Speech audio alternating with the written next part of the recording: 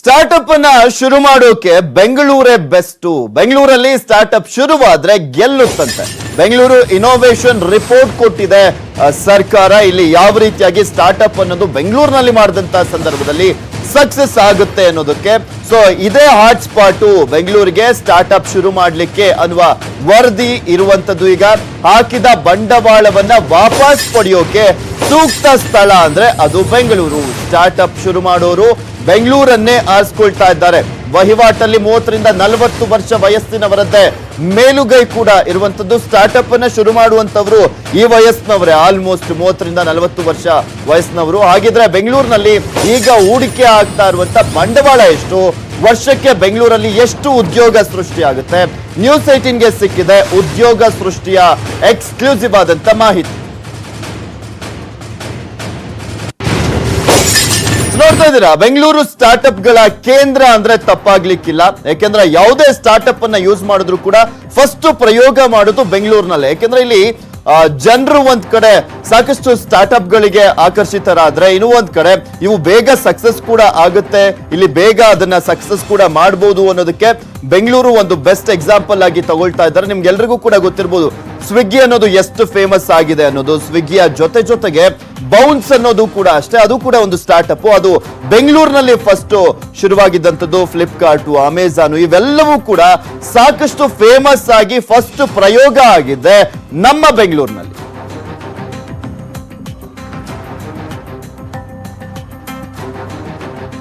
When you're able to do business anywhere, who are the people who are most likely to benefit ಅಂದ್ರೆ the educated class. So ಇಲ್ಲಿಂದಾನೇ startups ಬೆಳೆದಿರೋರು, they have gone ahead, they have become international companies and they have also built ಅವರ lineage ಅಲ್ಲೇನೆ, ಅವರ patronage ಅಲ್ಲೇನೆ they have built the next generation of startup.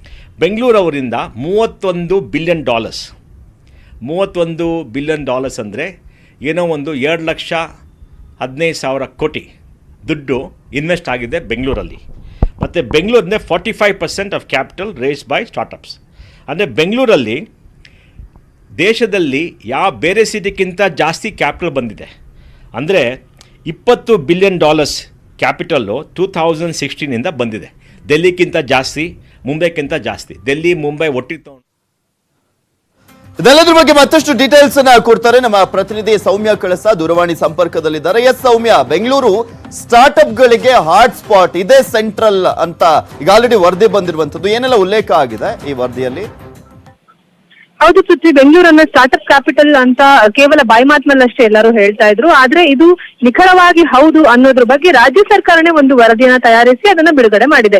ಇದ್ರ ಮೂಲಕ ಈ ಒಂದು ವರದಿಯನ್ನು ನೋಡೋದಾದ್ರೆ ಕಳೆದ 4 ರಿಂದ 5 ವರ್ಷಗಳಲ್ಲಿ ಬೆಂಗಳೂರಿನಲ್ಲಿ ಶುರುವಾಗಿ ಯಶಸ್ವಿಯಾಗಿರುವಂತಹ ಸ್ಟಾರ್ಟ್ಅಪ್ ಗಳ ಸಂಖ್ಯೆ ಇಡೀ ದೇಶದ ಬೇರೆ ಯಾವುದೇ ನಗರದಲ್ಲೂ ಕೂಡ ಆಗಿಲ್ಲ. ಅದರಲ್ಲೂ ಹೆಚ್ಚಾಗಿ ಮುಂಬೈ ಮತ್ತು ದೆಹಲಿ ಎರಡನ್ನೂ ಸೇರಿದರೆ ಆಗುವಂತಹ ಸಂಖ್ಯೆಗಿಂತ ಬೆಂಗಳೂರಿನಲ್ಲಿ ಜಾಸ್ತಿ ಇದೆ. ಅಂದ್ರೆ ಸ್ಟಾರ್ಟ್ಅಪ್ ಮಾಡೋರಿಗೆ ಬೆಂಗಳೂರು ಒಂದು ಅದ್ಭುತವಾದ ಸ್ಥಳ ಅಂತ. ಯಾಕೆಂದ್ರೆ ಇದು ಯಾಕೆ ಅನ್ನೋ ಪ್ರಶ್ನೆಗಳಿಗೆ ತಜ್ಞರು ಉತ್ತರಗಳನ್ನ ಕೊಡ್ತಾ ಹೋಗ್ತಾರೆ. ಏನಂದ್ರೆ ಮೊದಲನೇದಾಗಿ ಬೆಂಗಳೂರಿನಲ್ಲಿ ನೀವು ಯಾವುದೇ ಒಂದು ಬಿಸ್ನೆಸ್ ನ ಅಥವಾ ಸ್ಟಾರ್ಟ್ಅಪ್ ನ ಶುರು ಮಾಡಿದ್ರಿ ಅಂತಂದ್ರೆ ಅದಕ್ಕೆ ಬೇಕಾಗುವಂತಹ ನಾಲೆಡ್ಜ್ ಇರುವಂತಹ ಮ್ಯಾನ್ ಪವರ್ ಗಳು ಸುಲಭವಾಗಿ ಸಿಗ್ತವೆ ಅಂತ. ಸೊ ಮಾರ್ಕೆಟ್ ಕೂಡ ದೊಡ್ಡದಾಗಿರೋದ್ರಿಂದ ಬೆಂಗಳೂರು ಅತ್ಯುತ್ತಮ ಸ್ಥಳವಾಗಿ, ಅದರಲ್ಲೂ ಯಶಸ್ವಿಯಾಗಿರುವಂತಹ ಸಂಸ್ಥೆಗಳ ಉದಾಹರಣೆಗಳ ಜೊತೆನಲ್ಲಿ ನಾವು ಇದನ್ನ ಗಮನಿಸಬಹುದು. ಸೊ ಇಡೀ ಒಂದು ದೇಶದಲ್ಲೇ ಅತ್ಯಂತ ಸಮರ್ಪಕವಾಗಿ ಒಂದು ಬಿಸ್ನೆಸ್ ಅನ್ನ ನಡೆಸಿ ಅದನ್ನ ಯಶಸ್ವಿ ಆಗೋದಕ್ಕೆ ಬೆಂಗಳೂರು ಬೆಸ್ಟ್ ಪ್ಲೇಸ್ ಅನ್ನೋದು ಈ ವರದಿ ಹೇಳಿದೆ. ಪೃಥ್ವಿ, ಓಕೆ, ಥ್ಯಾಂಕ್ ಯು ಸೌಮ್ಯ ಕಳಸ ನಿಮ್ಮೆಲ್ಲ ಡೀಟೇಲ್ಸ್ಗಾಗಿ. ಮತ್ತಷ್ಟು ಅಪ್ಡೇಟ್ಸ್ ಒಂದು ಚಿಕ್ಕ ಬ್ರೇಕ್ ಆದ್ಮೇಲೆ.